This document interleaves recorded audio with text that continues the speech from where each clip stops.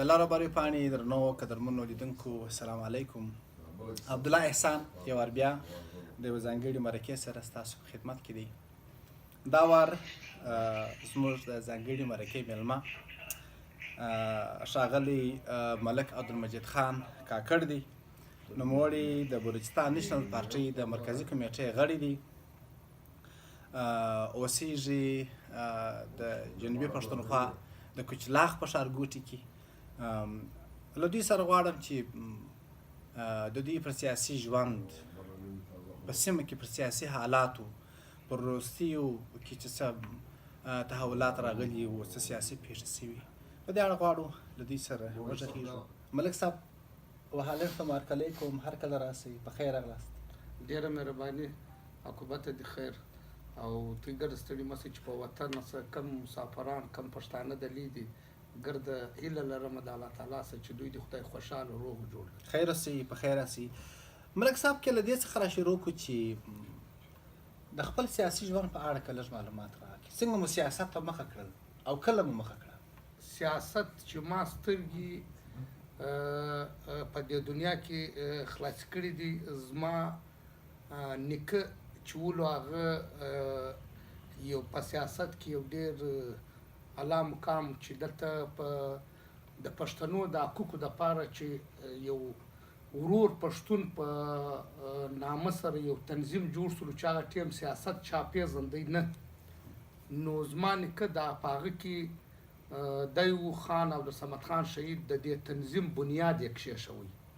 په بلوڅو کې یوسف علي مکسي د یو تنظیم بنیاد کښېښوی، او په پېښور کې باچا خان د خدایي خدمتګار تنظیم یو بنیاد یې ایښی. نو بیا په آل انډیا کې اول یو کانفرنس وسو چې هلته دا ګرده دغه جي ایم سید هم د سیند څه و،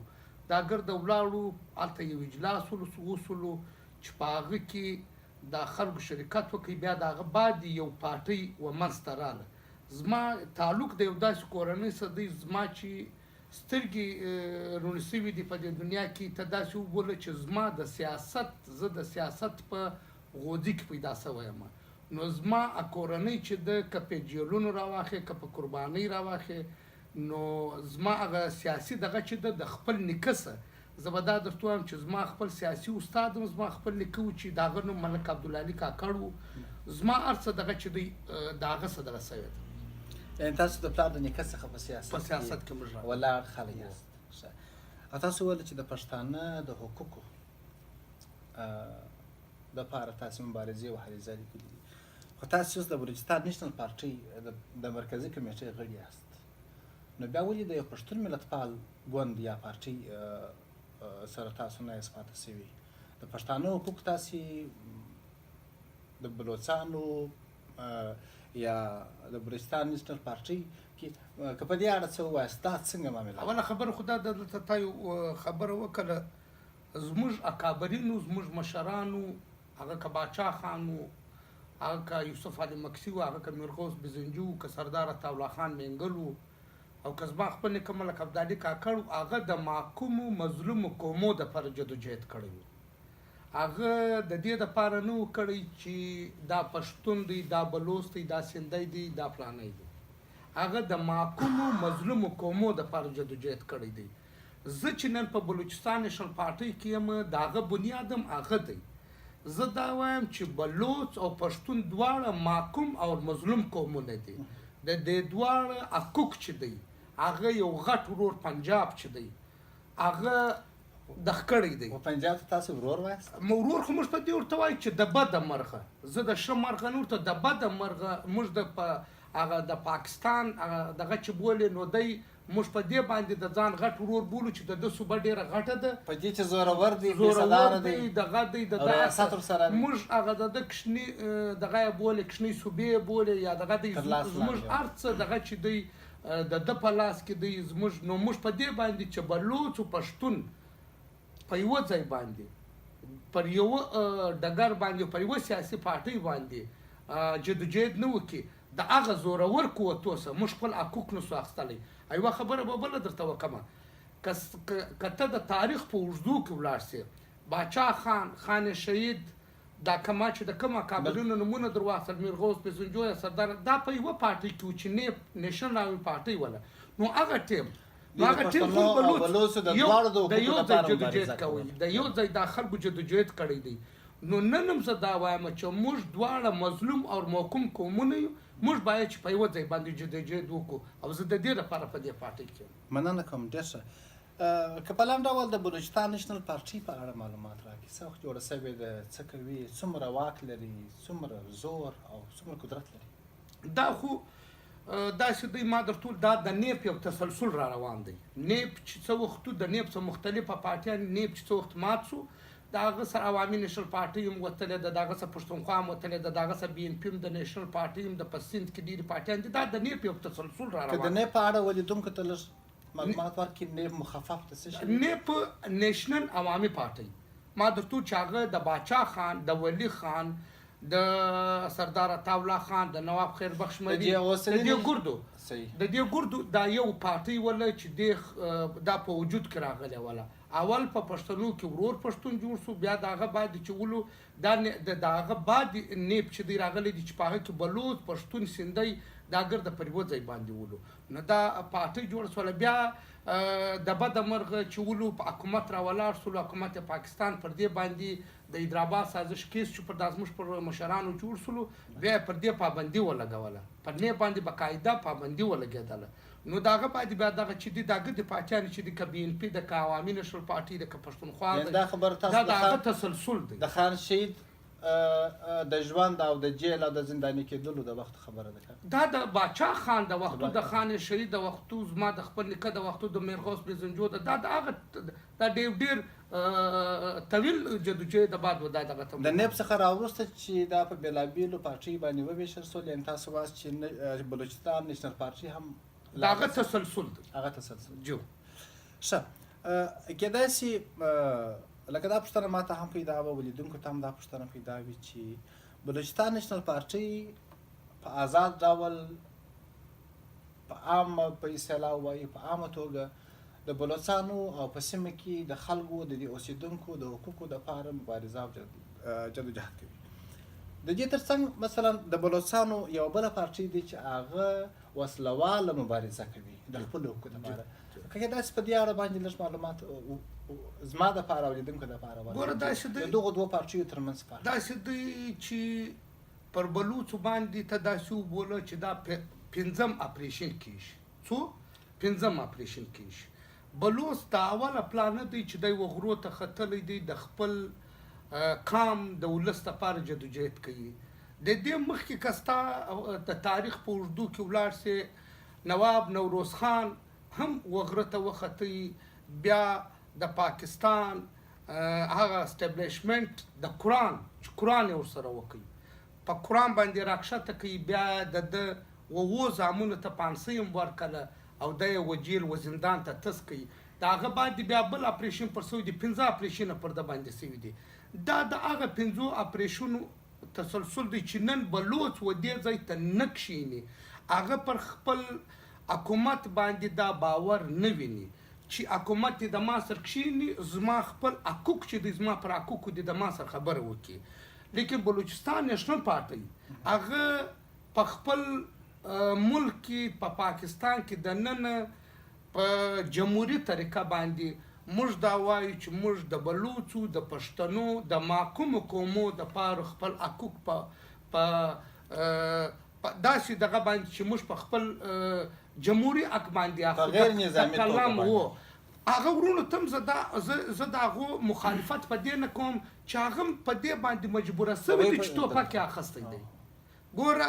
هغه ته موږ بار بار زموږ اکابرین دا وایي زموږ د پاکستان حکومت ته چې د هغو سره د کښېني خبرې ټیبل ټاک دې ورسره وکړي هغه دې کښېنوي هغه دې پر خپل دغه باندې اماده کړي هغه که د هغو چې کوم مطالبات دي د هغو سره دې خپله خبره وکړي. نو په دې باندې هغه هم د مجبورۍ پاتې په دې خبره کې ریاست هغوی ته درواغجن ختلی دي هغوی په خپلو وعدو نه دي ورسره درېدلي ځکه ریاست ما درته وویل چې د بلوڅ باندې 15 اپریشنه سوي دي پر 15 اپریشنو کې د هغو سره په خپله خبره باندې نه دي ختلی. پاتې سو زموږ پارټۍ چې د بلوچستان نېشنل پارټۍ هغه په جمهوري طریقه باندې او موږ دا وایو چې د قلم د کلم په دغه باندې موږ خپل حقوق په خپل ملک دننه او هغه د دموکراسۍ په ذریعه باندې موږ اسمبلی لم ځو، موږ انتخابات هم کوو، موږ په جمهوري انداز باندې خپل د بلوڅو د پښتون حقوق غواړو. موږ په دې قسم سودابازي نه کوو. کله چې تاسو وایاست چې د هغه وسلوال اړخ سره د بلوڅانو چې د خپل ولس د خپلو خلکو د حقوقو غوښتلو دپاره سیاسي مبارزه کې 15 وارې پر هغوی باندې نظامي عملیات سوي دي د پوځ د خوا څخه، هغوی دې ته مجبوره کړه سوي دي چې وسله واخلي، ټوپک ته لاس کړي او غرو ته وخیژي. په داسې حال کې چې تاسو هم پر دې باندې ګواهي ورکوئ، تاسو په دې شاهدي ورکوئ، تاسو څومره باور لرئ چې د پاکستان حکومت مطلب دولت دی، ریاست دی، چې د دوی سره 15 ځله یا درجې څخه زیات لکه مخکې تاسو یادونه د مشرانو وکړه، ستاسو د نیکه څخه راشروع بیا تر دغه وروستیو وختونو پورې، تر وروستیو نظامي عملیاتو اپریشنونو پورې دوی په خپله وعده باندې لکه رښتینې نه دي درېدلي ختلي. نو ستاسو په باور ستاسو سره به څومره د خپلو خلکو د حقوقو په درکولو کې پر خپلو خبرو باندې ودرېږي، یا به تاسې په خپل سیاسي په دغه غیر وسلواله سیاسي هلې ځلو کې یا د عدم تشدد لاره چې تاسو خپله کړې ده په دې کې به څومره کامیابه سئ؟ ګوره موږ خو دا وایو چې موږ زه خو په دې باندې د پاکستان د اسټابلیشمنټ او د هغه په دې باندې موږ دا ورته وایو. اوس ګوره زه به تا ته یو لنډ مثال درکړم. ګیس د بلوچستان څخه وځي، د بلوچ د سیمه څخه وځي، لیکن د ډیره بوکټي څخه ګیس وځي، په ډیره بوکټي کې ګیس نشته، په پنجاب ته ګیس رسېدلی دی. دا یو ظلم دی چې د هغه ځای د خلکو سره کېږي. د هغه رقم نن د سپیک یو خبره کېږي چې د چینا سره یو ډېره غټه لار چې د وسطي ایشیا او د یو ډېر غټ د تجارت یو لار د کېږي د سپیک په دغه باندې. نن بیا ګوادر د بلوڅو دی، لیکن هلته د بلوڅو هېڅ اختیار نشته، د بلوچستان د حکومت هېڅ اختیار نشته. زموږ پارټۍ دا وایي چې زه د سپیک نه یم خلاف، لیکن د دې اختیار دی د هغه ځای و خلکو ته ورکول سي. نن که د چینا څخه 15,000 مزدوران راځي، که 10,000 مزدوران راځي، که 20,000 مزدوران راځي، د هغه ځای مقامي خلک چې کوم بلوڅ دي د ګوادرغه هغه بېروزګاره ګرځي، او د چینا څخه خلک راځي پر ما باندې دغه کېږي، مسلطه کېږي. او بله به زه تا ته یو ناشوده وکړم، په دنیا کې به درننه تا داسې نه واورېدلي چې اوبه غلا سوي دي. دا یو ډېر اهم خبره زه تا ته کوم. په ګوادر کې داسې پیښه هم وسوله چې افایار په تاڼه کې درج سولو چې یو زنانې یا یو کشني اوبه غلا کړې په ګوادر کې، در اوسه د چشنګو اوبه نشته. نو بیا دی چې د سپیک کومه خبره کوي چې یو ځای د چشنګو اوبه نه وي، بیا دا سپیک د چا لپاره جوړېږي؟ زما لپاره خو نه جوړېږي. اوس نو پوښتنه هم ده، د پښتون د بلوڅ لپاره نه جوړېږي. دا که جوړېږي دا د بل چا لپاره جوړېږي، او که په پاکستان کې جوړېږي نو بیا د پنجاب لپاره جوړېږي. زما په دې کې هېڅ فایده نشته، نه د بلوڅ فایده شته نه د پښتون فایده شته. چې بلوڅ د چشنګو اوبه نه لري او بیا به دلته سپیک جوړېږي، او که بلوڅ په خپل کور کې دی محکوم پاتېږي، بیا به د هغه څه دغه وي. نو بیا خو مطلب دا سو چې لکه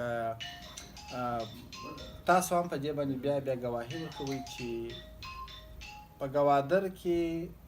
په لکونو بلوڅان بېکاره بېروزګاره راسي او د چاینا څخه مزدور کارګر راځي په ګوادر کې کار کوي. بالکل په دې کې یو شک نشته. د ګوادر د اوبو په غاړه باندې بلوڅ د چشنګ اوبه نه لري، او هغه د اوبو په غلا باندې یو څوک متهم کېږي د خپلو اوبو په. بالکل. نو په داسې حال کې تاسو فکر نه کوئ چې هغه بلوڅ وروڼه چې د ازادۍ لپاره یې ټوپک اخیستی دي، د خپلو حقوقو لپاره یې ټوپک اخیستی، هغوی پر حق دي، او تاسو په یو ډول سره پر داسې لار روان یاست چې هغه ترکستان ته ځي، ځکه تاسو خپله وایاست چې تاسو ته په خپلو اوبو کې حق نه درکول کېږي، په خپله سیمه کې د خپلې مځکې د خپلو هغه حاصلاتو د مځکې لاندې قانونو حقوق نه لرئ، خپله ژبه خو څه کوئ، خپل ګور زه ستا خبر زه د رهواده پورې منم. ما تا ته اول سر کې وویله مال زموږ کم عزیزان چې وغرو ته ختلي دي، زموږ کوم وروڼه چې هغه په دې مجبوره سوي دي، دا خبره ستا هغه صحیح ده. لیکن زما دپاره، زما د پارټۍ دپاره خو دا لار ده چې زما چې زه چې د کم قوته زما دعوه ده ورسره مخامخ، زه چې ورسره مخامخ یم،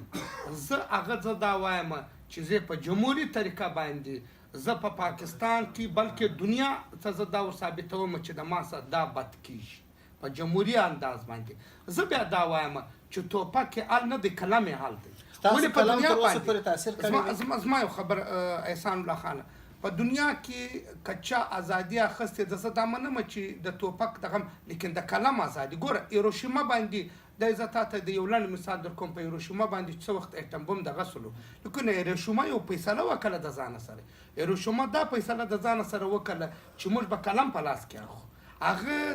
دغه کم اټمی د ماکچ پر د اوس ولا دغه مقابله په دغه نه ده کړې زه ځان زه دا منم چې د ما سره بد کیږي د ما سره دغه کیږي زه وخپلو بچیانو ته کلام په لاس کوم چې زما حقوق په کلام زه حاصل کړم کور مدار یو پوښتنه خو دا ده چې تاسو ویل چې زموږ پاکستان یا زموږ وطن پاکستان دا سال کې چې ستاسو یا فیصله ته په داسې سیمه کې نور ازادي غوښتونکي بلوچستان چې هغوی نظامي اړخ توجه کړې ده هغوی وایي چې موږ پاکستان په رسمیت نه پیژنو هغوی و دغه سیمې ته آزاد بلوچستان وایي که په لنډ ډول په دې باندې ستاسو د هغوی دغه په نظریاتي اړخ کې فرق راته ووایاست تاسو په پاکستان کې د بلوچستان د یوې صوبې په توګه غواړئ حقوق خلکو ته ترلاسه کړي ټیک ده خو هلته نور بلوچستان چې دي یا نور هغه ازادي غوښتونکي فیصله غورځنګونه چې دي هغوی وایي چې موږ پاکستان د پاکستان ریاست په رسمیت نه پیژنو موږ یو آزاد بلوچستان جوړول غواړو ګوره زما او د هغه خو ما ته وویل زما او د هغه خو د هغه ټوپک اخیستی دی هغه پاکستان نه مني دا خو یو ښکاره خبره ده لیکن زه خو بیا دا وایم چې زه په پاکستان کې دننه په جمهوري انداز باندې خپل حق غواړم زما او د دغه په مابین کې فرق دی ګوره زه اسمبلی له ځمه دی نه ځي تاسو ویل چې تاسو د هغوی مبارزه هم نه ردوئ هغوی په حق ټیک سو د دې خبرې څخه تېرېږو تاسو ویل چې د لکه موږ د تشدد لاره نه اخلو او موږ ټوپک ته لاس نه کوو موږ د کلام او په سوله ییزه توګه سره د خپل خلکو د خپل کم زه په دې باندې ګوره زه به تاته یو خبره وکړم ما تاته د 5 اپریشنو دغه درته کښېښوي چې پر بلوچ باندې 15 اپریشنه سوي دي نو خو دا بلوچ دوی دا ګرد عمر وزل سوی دی نو زه خپل بچی خپل ورور خپل سپین سرې خپل زنانه نور ولې زه مړه کړم زما بله پوښتنه زه ګوره زه دا وایم زه په دې باندې دا وایم دا هم زه منم چې د موږ سره ډېر بد کېږي د موږ سره ما درته وویل ما چې دا په دنیا کې اول زه دا دغه دی چې په تاڼه کې اف آی آر کېږي د اوبو پر غلا باندې نو ته د دې څه اندازه ولګوه چې د موږ سره څونه بد کېږي لیکن برته هم زه په جمهوري انداز باندې بلوچستان نېشنل پارټۍ په جمهوري انداز باندې خپل د حقوق د پاره جدوجہد کوي او زموږ قائد سردار اختر مینګل دا وایي چې موږ د کلام په ذریعه په جمهوري انداز باندې خپل حقوق غواړو په خپل حقوق باندې هېڅ قسم سودابازي نه کوو هېڅ قسم کمپرومایز نه کوو ټیک ده د بلوچستان نیشنل پارټۍ یا ستاسو مشر یا تاسو ټولو سیاسي کارکنانو د خپل قوم د بلوچستانو دپاره تاسو د کلام او د علم او لکه په سوله ییزه توګه د خپل قوم د خپلو خلکو د راپورته کولو خبره وکړله تاسې څومره سکولونه یا ښوونځي په بلوچستانو ته د دوی په خپله ژبه جوړ کړي دي څومره مو په کلتوري برخه کې دوی ته د دوی حقوق تر اوسه پورې پایه کړي دي تاسو که غواړئ چې خپل قام د علم په توګه راپورته کړي نو تاسو خو به هغوی ته سکولونه جوړوئ تاسو خو به هغوی ته کتابونه ورکوئ او دا کتابونه لکه د تعلیم اسانتیا چې کومه ده هغه خو به د دوی په خپله ژبه باندې ورته جوړوئ په دې برخه کې تاسو څومره کار کړی دی او څومره ستاسو سره مرکزي حکومت دا ډېر ښه سوال وکړئ په دنیا کې چې قومونه ترقي کوي چې هغه ته په مادري ژبه کې تعلیم ورکول کېږي نو هغه قومونه مخته ځي لیکن دا کار چې دوی دا د بلوچستان نیشنل پارټۍ نه دی دا د ریاست کار دی مګر غوښتنه خو تاسو زه تاته خبره کوم موږ باقاعده په اسمبلی کې یا زموږ د پارټۍ په منشور کې دا شته چې زموږ د پارټۍ په منشور کې او موږ په اسمبلی کې بار بار پر دې باندې تحریک د کړی دی چې وایي په دلته دې پښتنو ته په پښتو ژبه کې او بلوچستان ته دې په بلوچي ژبه کې خپل په مادري زبان کې د تعلیم ورکړ او یو کار د دې چل باقاعده وسولو چې اوس باقاعده په نصاب کې دا شی شامل سولو چې بلوچي او پښتو باقاعده په نصاب کې شامل سول اوس راغلی چې په عین کې راغلی د مګر په عملي توګه نه عملي توګه په سکولو کې راغلی عملي طور باقاعده په اسکولو کې په پښتو ژبه او په بلوچي ژبه باندې باقاعده د دې دغه شروع شول باقاعده اسمبلی د دې یو دغه پاس یعنی ستاسو په سکولونو کې اوس د ماشومانو لپاره په بلوچي او په پښتو ژبه اوس په دغه کال د دې چلچولو په بلوچستان اسمبلی کې د دې لپاره تحریک پاسو اوس د 5 جمعه پورې چې دا باقاعده د دې دغه اوس بیا به پر مخ تر 10 پورې بیا به نو د 12 د دې پلا دغه اوس دا خو ښه زیری دي مننه کوم که د دې راتیر سو د بلوچستان یا د جنوبي پښتونخوا د دغه سیمې چې تاسو دغه سره تړاو لري په دې کې ستاسو سره په زیات شمېر کې د ډیورنډ کرښې د هغه غاړې څخه چې کوم کډوال د جګړو د ناامنیو په سبب سره د ډیورنډ ودې خواته راوښتي دي دا ممکن بلوڅ وي زیاتره پښتانه دي دوی هلته 20 کاله 25 کاله تر 30 کاله پورې تېر کړل د دوی ځوانان هلته وزېږېدل ځینې سکولونو ته ولاړل او کاروبارونه شروع کړل نن سبا د اخر وختونو کې تاسو ګورئ چې د دوی څخه د پاکستان د دولت لخوا چې کله د افغانستان یا د نورې دنیا د خوا څخه پر دوی باندې د تروریزم یا د نورو دغه د ناامنۍ کومې پیښې چې کېږي چې کله په ریاست باندې فشار راځي نو دوی بیا په دې کډوالو باندې فشار واردوي او دا لکه په سړکونو په لارو کې او په سفر چې کله کوي و دوی ته اذیت ورکوي په دې اړه ستاسو نظر څه دی په دې اړه ستاسو د سترګو لیدلي حال څه دی ځکه تاسو هلته اوسېږئ واقعي دا یو داسې ناوړه پیښه ده دا خبره ستا سعید اوله خبره خو زه دا درته کوم چې زه ډیورنډ لاین نه منم ډیورنډ لاین د پښتانه پر ځګر باندې یو لیکه زه بولم لکه اوس چې پر دا ځګر داسې لیکه وکړي پښتون پر 2 ځایه زه په خپله د ډیورنډ لاین مخالفت کوم خو اوس خبره دا ده چې پښتانه ته په هر ځای کې دا چوکه ولیده که یو پښتانه سنت نبوي پرېښي ژیره چې زما سنت دی د رسول الله صلی الله علیه وسلم دی ما دهشتګرد بولي که ما لونګۍ په سر چې زما د ثقافت زما د پلارو د نیکه د ثقافت نشان دی ما چې دی دهشتګرد بولي او دویمه خبره دا ده چې ګسه در اوسه پورې په دې وطن کې آیا دوی در اوسه پورې یو دهشتګرد دا رقم نیولی یم دی نه دی نیولی خو صرف دا د پښتانه دپاره زه د دې خبرې سخته غندنه کوم چې پښتانه په دغه رقم زوبل کېږي تاڼو ته ځي او د پښتنو څخه ناجایزه کېږي په پنجاب کې ورسره کېږي په سند کې ورسره کېږي خاص کر په کوټه کې ورسره کېږي موږ د دې خبرې سخت مذمت کوو باید چې دا پښتانه دا رقم څوک په سر کې ونه وي پښتانه خپل کلتور لري خپل عنعنات لري او د که د ډیورنډ لاین په دې غاړه دي که په هغه غاړه دي دا دواړه چې دي دا موږ خپل هغه موږ خپل د ځان وطن بولو او موږ دا غواړو چې هغه وطن جوړ سي ولې که هغه وطن آباد سي موږ هم آبادیږو او که هغه وطن نسي آباد موږ هم نه آبادیږو موږ غواړو دا چې هغه وطن هم آباد وي او دلته هم دا پښتانه چې آباد وي او پښتانه باید چې اتفاق وکړي اتحاد وکړي دا شی موږ په اتفاق په اتحاد ورکولی سو چې تر څو موږ اتفاق او اتحاد نه کړی تر هغو پورې به دا دغه په موږ کې سپاري چې لکه نن چې زه په ژیره یا په لونګۍ باندې خلک ما دهشتګرد بولي پښتون دهشتګرد نه دی زه دا درته وایم پښتون دهشتګرد نه دی پښتون ګرد عمر د میلمه د خپل د وطن عزت یې کړی دی خپل د وطن پالنه یې کړې ده پښتون تر اوسه پورې خپل وطن خراب کړی نه دی که خراب کړی دی دا نو بیا به د تاریخ په اردو کې سره ولاړ شو چې وطن چا خراب کړی دی په دې وطن کې دا دهشتګردي څوک کوي پښتانه نه دی کړی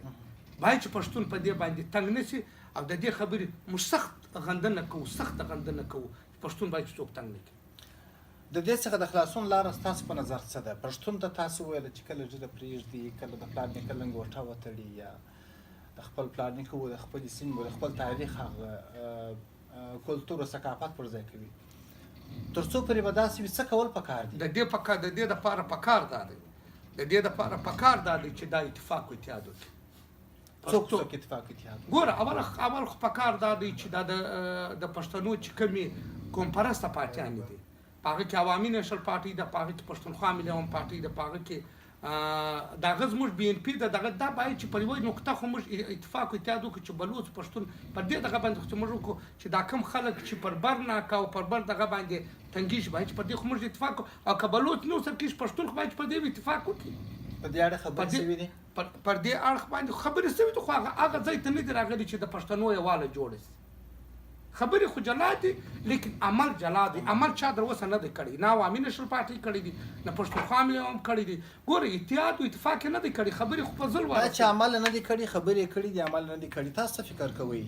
چې د عمل کوشش په خپله دغه د پښتنو یا د بلوڅو ملتپالو ګوندونو یا پارټي نه دی کړی؟ او که دوی غواړي عمل وکړي په سر کې په ریاست کې داسې څوک دي چې هغه نه غواړي چې ګوره خامخا داسې قوتونه خو به وي چې هغه د پښتانه اتحاد نه غواړي، لیکن موږ ته خپله دا پکار دی، زموږ مشرانو ته دا پکار دی چې هغه د نن حالات ته وګوري او هغه د اتفاق او د اتحاد خواته ولاړ شي. که د اتفاق او د اتحاد خواته نه ولاړ، زموږ د پښتانه نسل کشي روانه ده. کومه نسل کشي چې نن د پښتانه روانه ده دا په تاریخ کې نه ده سوې. او که نن هم پښتون په اتفاق په اتحاد نشي نو دا نسل کشي به کوم ځای ته رسېږي؟ که د پښتانه وینې سره یو ځای کې دا د پښتانه د وینو څخه یو رود پیدلی شي چې دومره په دغه 25 کاله خالي په افغانستان کې په لکونه منډې بورې سولې، خویندې بې وروره سولې، پلار بې زویه سو، ورور بې وروره سو. د دې زیاته ورور وژنه څه رقم کېږي؟ د دې زیاته نسل کشي څنګه کېږي؟ په کراچي کې د پښتانه نسل کشي ده، په وزیرستان کې د پښتانه نسل کشي ده، په بلوچستان کې د پښتانه نسل کشي ده. په دا کم د اتفاق او اتحاد نه وکړي بیا څه وخت کوي؟ ستاسو تړاو په جنوبي پښتونخوا کې د کچلاغ د سیمې سره دی، چې ډېره ښایسته سیمه ده. زموږ کورنۍ دوستان هلته اوسېدلي دي، اوس هم اوسېږي، یو وطن یو، یوه خاوره یو. په کومه سیمه کې چې تاسې اوسېږئ له دې سیمې څخه په دې سیمه کې ځینې مدرسې آبادې دي د اسلامي درس او اسلامي زده کړو په نامه، خو په عمل کې داسې ویل کېږي اسناد شواهد او تحقیقاتو دا ښودلې ده چې دا په حقیقت کې د تروریزم ځالې دي. له دغه ځای څخه انتحاري دغه ځانمرګي خودکش تاسو په سیمه کې په اصطلاح ورته ویل کېږي، په دې کې دا روزل کېږي او د دې دپاره باقاعده پیسې راځي، د دې دپاره باقاعده خلک راځي چې دوی ته ټرینینګ ورکوي. په افغانستان کې په خپله په پښتونخوا وطن کې د ډیورنډ کرښې دې خواته او په نوره سیمه کې. نو تاسو وایاست چې پښتون ته د ترهګر په سترګه کتل کېږي یا پښتون سره داسې کېږي یا د پښتانه وینې چې دي هغه بهیږي. نو ستاسو په کلي کې، ستاسو په سیمه کې، په کوټه کې د طالبانو د رهبرۍ شورا د کوټ د شورا په نامه سره مشهوره ده. دا په کشلاغ کې هم غونډې کوي، په کوټه کې هم کوي، نو کله په شالداره کې وي، کله پښتون آباد کې وي، کله خرج آباد کې. تاسو خو په دې خبره مې که تاسو ووایئ چې نه خبر خو دا زه نه منم، دا خلک هم نه مني. زه به تا ته یو خبره وکړم. احسان الله خان یو څه خبرې ما تر ټول ما دا د سټیټ دی، دا د ملک دی، دا زما او ستا په لاس کې یو شی نسته. ځینې خبرې زما او ستا سره تعلق په دې باندې لري چې ما او تا هغه قوت نه وي، مګر یادوه خو به یې یادوه خو به په سپینو ټکي خو به یې. زه به تا ته یو خبره وکړم. د طالب زه به تا چې کوم سړی که طالب وي که په هر نامه باندې پښتون مري، موږ د دې مذمت کوو، موږ د دې غندنه کوو. او دویمه خبره به زه دا درته وکړم، زه خو دا وایم چې دا طالب چې دی د اصل بنیاد دا دی چې دا طالب څوک دی؟ دا پښتون دی، دا پښتون. اوس و دې ځای ته به راځې چې یو طرف ته پښتون مري، بل طرف ته پښتون مري. او زه د دې خلاف یم، زما ګوند د دې خلاف دی چې باید پښتون، زه د پښتون د پښتنو وژنه نه غواړم، زه نه د طالب وژنه غواړم، زه نه په افغانستان کې د عام پښتنو وژنه غواړم، نه زه په پاکستان کې زه دا غواړم چې پلانې ځای کې د دماکه وسي، په هغه کې د انسانان وړي. موږ د دې مخالف، موږ د انساني وژنې خلاف یو، چاهیه که هغه هندوی که مسلمان که سیک که عیسایي. ولې زموږ اکابرینو موږ ته دا کړي چې موږ د انساني وژنې خلاف یو. نو چې زه د انساني وژنې خلاف شولم نو خو ودی شته بیا خو زه دا د مثبت وایم که دا هر څوک ادا کوي که په د یو چا په وطن کې لاس وهنه کوي دا غلطه ده دا غلطه ده شاو دا ستاسو د بلوچستان نیشنل پارټي لکه رسمي دریځ او نظر هم همدغه دی چې بالکل تروریزم دې بند سي دا که په کشتلاق کې وي که په کوټ کې وي که په هر ځای کې وي د انسان وژنه دې بند سي انساني وژنه کې ګوره خیر نشته انساني وژنه که د دنیا پر ارض که په پاکستان کې کېږي موږ غندنه کوو که په افغانستان کې کېږي موږ مګر مولانا فضل الرحمن او مولانا سمیع الله صاحب خو دې ته د جهاد نوم ورکوي او بیا د داسې جهاد نوم ورکوي چې دا په پاکستان کې روا نه دی په افغانستان کې نو هغه که د جهاد نوم ورکوي خپل بچیان دې کې واستوي خپل بچیان خو بیا په یو کې او په امریکا کې نو دا ګوره اصل خبره خو دا ده چې زه خپل بچي ته په انګلند کې ښه سبق ورکوم او د بل بچي ته بیا صدرۍ وراغوندم دغه په کوم دا خو زما په دې خو سر نه خلاصېږي زه خو دا وایم چې طالب دې هم نه مري زه دا وایم چې په پاکستان کې دې وروژنه نه کېږي په افغانستان کې دې هم نه کېږي ما مخکې تا ته په یو سوال کې وویل مال که په افغانستان کې امن راسي موږ په عمل کېږو او که په افغانستان کې امن نسي را موږ په عمل کېږو نه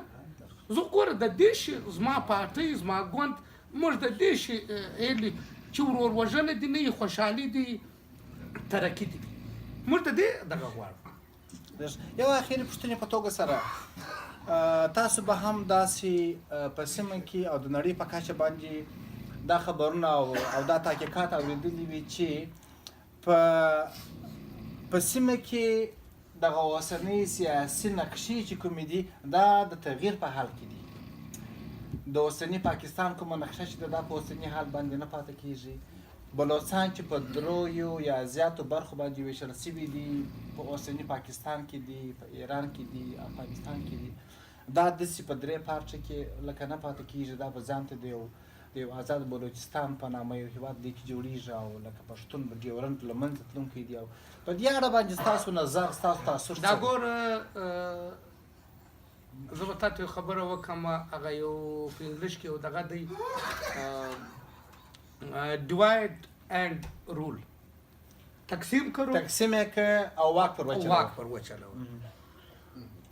زه خو دا درته وایم ما مخکې تا ته وویل زه خپله د ډیورین نه خلاف یم او بیا نو که دا وطن هغه برته هغه ډیوایډ اینډ رول دغه ته راځي نو بیا که دا دغه کېږي نو ډیوایډ او رول ته خو نه راځي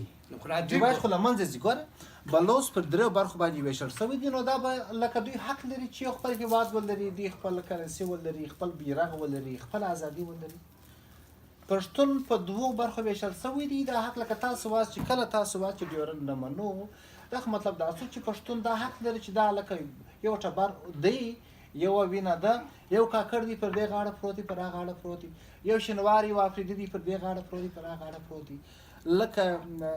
څو ورځې مخکې ما د یو سیاسي مشر سره ملتخوار مشر سره خبرې کولې هغه وویل چې داسې سیمې دي چې مسجد دی محراب یوه سیمه کې دی زموږ په پاکستان څه په بلوچستان کې در ښایم لکه نو بیا خو ډیوایډ ختم زه به تا ته خبره وکړم اوس بادینی دی په بادیني کې یو کلی دی نیمه په افغانستان کې دی نیمه په پاکستان کې دی کاکړان دي ماجد یې هلته دی اسکول یې درته دی یو خو زه دا چې ډیوایډ خو اوس دی نو دا ډیوایډ خو ختم کېږي دا نقشې ما تا ته د ډیوایډ معنا بل شی ګوره ما و تا ته دا وویل یو دای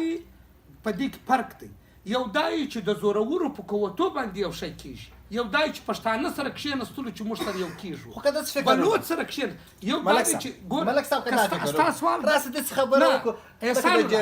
د جرګې په احسان الله که ستا سوال دا دی چې پښتانه سره کښېني د یوې هېوادو خواته ځي خو زه د دې قدر کوم که ته دا وایې چې بلوڅ سره کښېني د دې خپل ځان لپاره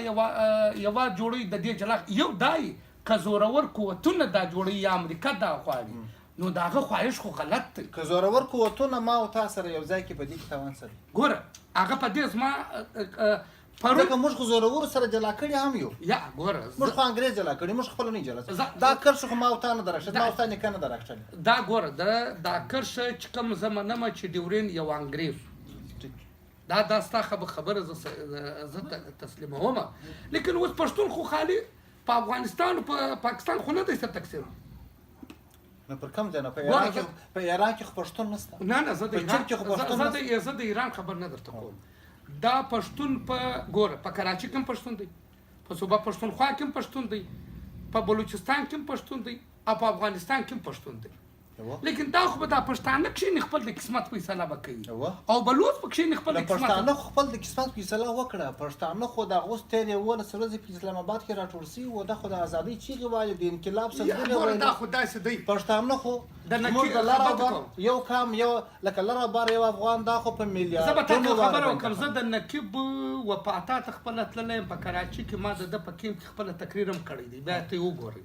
لیکن زه تاسو درته وایم په زرو، په لکو، په زرو نه په لکو پښتانه مړه سولو. زه د نقیب چې چا وژلی دی زه د هغه مذمت کوم، هغه باید چې ونیول شي، سزا ورکول شي، پانسۍ ورکول شي. لیکن یوه خبره زه تاته کوم، دا د نقیب پر مرګ باندې که پښتانه سره یو سوي دي ډېره ښه خبره ده، او که په دې یواله جوړېږي خو ښه خبره ده. لیکن هغه 25 لکه یا 13 لکه انسانان چې مړه سولو پر هغه باندې څوک ولې سره یو ځای نه سولو.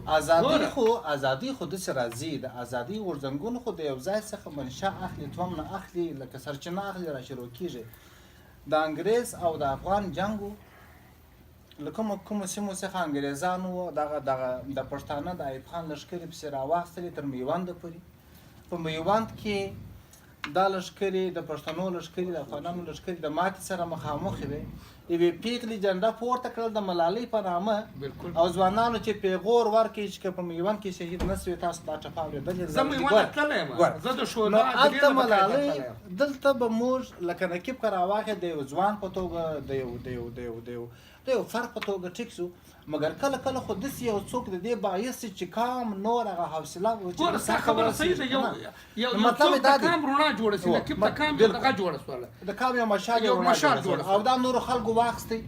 ټیک شو. نو خبره زما ستا دا وه چې تاسو وایئ چې که کام دا وغواړي، نو کام خو دا دا وغوښتی، نو کام خو د 50 کام کله دا وګوره. زه به تاته خبره کوم، ما په خپله په هغې کې جلسه کړې ده، ما تقریر کې کړی دی، ما په هغه کې وینا کړې ده. اول یې ما ته دا ویل دي چې ته به سیاسي خبره نه کوې. کام هغه کله دا وغوښتل، هغه د هغو مطالبه یو شی ده. ګوره زه تاته حقیقت خبرې بس نو دغه ټوله چاره سیاسي نه وه. یا ګوره زه تاته خبر کوم، ما ته یې وویل، زه چې ورغلم، زه چې سټیج ته تاسو ته مې ویلي چې تاسو د خپل ګوند سیاسي خبره یا ما باقاعده په دې باندې چې په پاکستان کې دا پولیس څومره ناجایزه کوي، ما زه پر دې ګایدلم. هغه ورته خالي په نقیب باندې وګایش. ما ته وویل مسله دا شی ده که یو سړی تا ګسه ودې ته پرېږدي نه چې ته خپل هغه وینا په ازاده دغه اوس ما تا سره ګډ یو، ته خو ما نه روکوی، ته ما ته وایه ازاد وګایش، او که ستا شرط دا وي چې تا ازاد مه ګایشه، نو زه به تا ته څه ووایم. خبره خو دا شی ده د نقیب زه منم چې یو مشال جوړ شو، لیکن د نقیب په دغه کې دا خبره ګسه سوې نه ده چې هغه کې د ازادۍ هېڅ دغه نه ده سوی. هغه صرف خبره دا سوې ده چې روانور دې گرفتار شي، روانور ته دې پانسۍ ورکړل شي. موږ بیا دا وایو چې د نقیب ځوان رقم زموږ 15 لکه ځوانان منډې بې خپلو زامنو شول. که نن یې سبا به راوځي، که سبا نه یې هفته بعده به راوځي، یو میاشت بعده به دا به راځي. زه بېرته هغه اولې پوښتنې ته راځم، چې زموږ تاسې د بحث اخیره پوښتنه وه د دغه نقشو په اړه. که چیرې کام را ولاړ سي چې ګوره په بلوچستان کې توپک اخیستي د ازادۍ لپاره، په پښتانه کې همدازه چې ستاسو مخ ته ناست یم، زه غواړم چې دا وطن سره یو ځای سي. زما که په دې لاره زه غواړم او ته غواړې، زه به تا ته یو خبره وکړم چې کله زه ازادي څه موږ تاسو وغواړو. زه به تا ته یو خبره وکړم احسان الله، کوم پاگل سړی وایي چې ازادي بې ډېر خوښه. ازادي د هر چا دپاره یو ډېر غټ نعمت دی، ډېر غټ نعمت دی، او څوک به دا نه غواړي چې پښتانه دې پرې وځی سي، څوک به دا نه غواړي، بلوچ به دا نه غواړي چې موږ دې پرې وځی سو، سندی به دا نه غواړي چې زه دې پرې وځی سم. لیکن زه دا درته وایم چې نن خو ماته په خپل وطن په پاکستان کې دا راپېښه ده چې موږ په کوم دهشتګردۍ کې چې پسا یو، چې موږ په کوم دهشتګردۍ کې چې موږ پسا یو، موږ خو به اول د هغه څخه ځان باسو، بیا به دغه ټکي نه راځو. دا ټکی خو ستا هغه بالکل صحیح دی، غلط خو نه دی. ښه، ډېره مننه کوم، خوږ مجلس و، ډېره مهرباني، زه هم ډېر خوشحاله شولم، ما ته ښه خوند راکړ، دا مو هر کله راوله، او خدای دې بلوچ افغان پښتون په ټول دنیا کې آرام لري جنګ جګړې او دهشتګردي چې خدای بندي کړي نور بس ته د وینو تویېدل نو زه تاسو ته په خپلو سیاسي هلو ځلو کې بریالیتوب غواړم ډېره مننه لاله خیر اوسئ مهرباني کور مدام صاحب درنو لیدونکو زه تاسو څخه مننه کوم چې تر اوسه پورې مو زموږ دا بحث تعقیب کړي ومو کتئ تر بیا چې بیا په دغسې یو مجلس کې ستاسو خدمت حاضرېږو تاسو پر خدای سپارو لر بر یو افغان په لر بر افغان وطن کې د سولې ورورولۍ یووالي او سوکالۍ په هیله السلام علیکم